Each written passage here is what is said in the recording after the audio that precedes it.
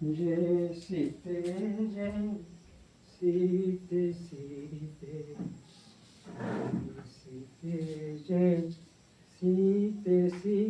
मैं कवि रामचंद्र जानकी शरण दास आपके सामने एक प्रेरणादायक सच्ची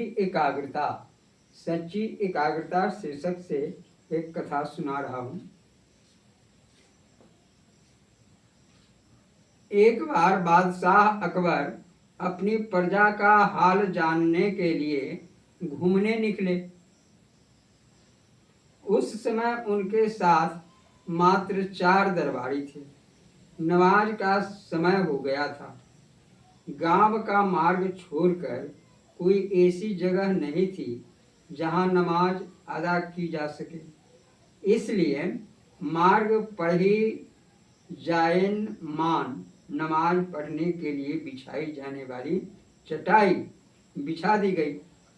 बादशाह अकबर नमाज पढ़ने लगे, जबकि उनके चारों दरबारी निकट के पैरों की ओर चले गए। तभी वहां एक युवती पहुंची। उसे किसी का भय का भान नहीं था। वह सीधे चलते हुए बादशाह अकबर के जायन माज पर पैर रखती हुई आगे बढ़ गई। बादशाह अकबर को बहुत क्रोध आया, लेकिन नमाज में होने से वे कुछ न कह सके। कुछ देर बाद वह युवती वापस लौटी। इत्तेफाक से बादशाह अकबर वहीं थे। नमाज भी पूरी हो चुकी थी। उन्होंने उसे अपने पास बुलाकर डांटा, ए मूर्ख औरत, क्या तुझे नहीं दिखा कि मैं नमाज पढ़ रहा हूँ, जो तू जायन माज को कुचलती हुई चली गई। युवती बोली, जहां पनाह, मेरे शौहर प्रदेश गए हैं। अनेक वर्षों के बाद जब उनके आने की खबर मिली तो मैं अपनी सूझ बूझ खोकर उनसे मिलने को चल पड़ी। रास्ते में आपकी जायन माज पर कब पैर पड़ गया मैं यह जान भी न सकी, किंतु आप तो अल्लाह की इबादत कर रहे थे, उसमें अपना ध्यान लगाए हुए थे, फिर आपने मुझे कैसे देख लिया।